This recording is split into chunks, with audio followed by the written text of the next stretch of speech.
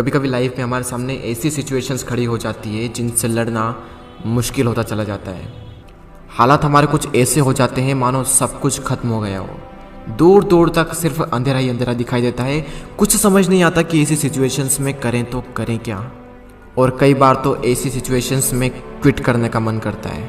हालात चाहे तुम्हारे कैसे भी क्यों ना हो, एक बात तो तय है कि ये वक्त अभी गुजर जाएगा। चाहे अच्छा वक्त हो या फिर बुरा वक्त, गुजर जाएगा।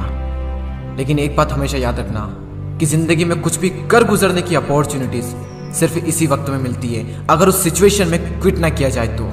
क्योंकि विनर्स जो होते हैं वो कभी भी क्विट नहीं करते, और जो क्विट करते हैं वो कभी भी विनर्स नहीं बनते। आप क्या चाहते हैं, एक एवरेज लाइफ या फिर एक स्टैंडर्ड लाइफ? जब आप सड़क पर निकलो तो लोग आपको इग्नोर करें, या फिर जब आप सड़क पर निकलो तो हर इंसान की नज़र आप पर हो? क्या चाहते हैं आप, लोग आपसे ये कहें कि इंसान कुछ नहीं कर सकता, या फिर ये कहें कि ये बंदा कुछ ना कुछ करके दिखाएगा, ये बंदा कुछ चेंजेस ला के दिखाएगा? लेकिन कैसे करेगा? क्विट करके। मर जाना लेकिन क्विट मत करना। चाहे परिस्थिति कितनी भी विपरीत क्यों ना हो, कभी भी क्विट मत करना। आपका समय आज बुरा है, कल और बुरा होगा, लेकिन परसों आपकी जीत होगी। लेकिन सिर्फ शर्त इतनी सी है कि आप उस सिचुएशन में टिके रहो और क्विट ना करो। ये प्रकृति चाहती है कि हम इन परिस्थितियों से लड़े, संघर्ष करें, ताकि हम और मजबूत बन सके। क्योंकि ये परिस्थितियां आती है हमें मजबूत बनाने के लिए, ना कि हमें कमजोर बनाने के लिए। ये प्रकृति चाहती है कि आप और कामयाब बने, इसलिए आपके साथ कुछ न कुछ बुरा होता रहता है। और ना सिर्फ आपके साथ, बल्कि इस दुनिया में मौजूद हर इंसान के साथ हर समय कुछ न कुछ बुरा होता रहता है। ये प्रकृति का नियम है, हम इसमें कुछ नहीं कर सकते। हमारा क्या कर्तव्य है? हमें सिर्फ इतना सा करना है कि टिके रहना है, चाहे परिस्थिति कैसी भी हो। मैं आपको एक छोटी सी कहानी बताता हूँ। एक बार एक बायोलॉजी के टीचर अपने स्टूडेंट्स को एक तितली के बारे में बता रहे थे, और उन्हें वे ये प्रैक्टिकली दिखा रहे थे कि खोल में से तितली कैसे निकलती है। और वो टीचर ये कहकर चले गए कि कोई भी स्टूडेंट्स उस तितली की मदद नहीं करेगा। वहाँ पर जितने भी स्टूडेंट थे वो ध्यान से उस खोल में से तितली को निकलते हुए देख रहे थे।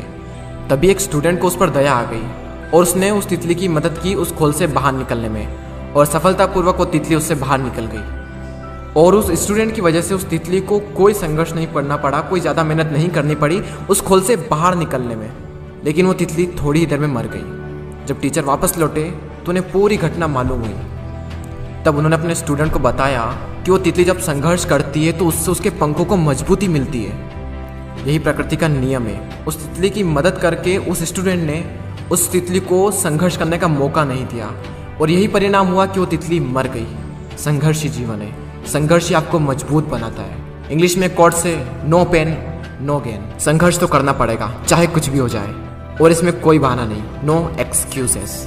जो विनर्स होते हैं या तो किसी काम को करते ही नहीं, और अगर वो किसी काम को करते हैं तो उसमें कभी भी कोई भी बहाना नहीं बनाते। और जो लूजर्स होते हैं वो किसी भी काम को करेंगे तो हर किसी में बहाना बना देंगे। अगर वो चाहें तो बहाना बनाने पर पूरी एक बुक लिख सकते हैं। मेरी तो किस्मत ही खराब है, मेरे साथ ही ऐसा क्यों होता है, मेरी एज बहुत कम है, मेरी हाइट बहुत कम है, मैं काला हूँ, मैं सुंदर नहीं हूँ, लोग मुझे पसंद नहीं करते, मैं ज़्यादा पढ़ा लिखा नहीं हूँ, मेरे पास टाइम नहीं है, मेरी आवाज़ अच्छी नहीं है, मेरे पास ये नहीं है, मेरे पास वो नहीं है, काश ऐसा होता, काश वैसा होता। देखो जो जैसा है वो वैसा है। ना तो आज तक कुछ बदला है और ना ही कभी कुछ बदलने वाला है, तब तक जब तक कि आप अपने आप को नहीं बदल लेते। जब भी अंदर से ऐसी फीलिंग्स आए, जब भी बहाना बनाने का मन करे, अपने आप से जोर से चीख के चिल्ला के अपने आप से कहें नो एक्सक्यूजेस। कोई बहाना नहीं। जहां पर भी आप काम करते हैं, जहां पर भी आप पढ़ाई करते हैं, जो भी आपका वर्क प्लेस है, वहां पर कागज पर लिखकर चिपका दें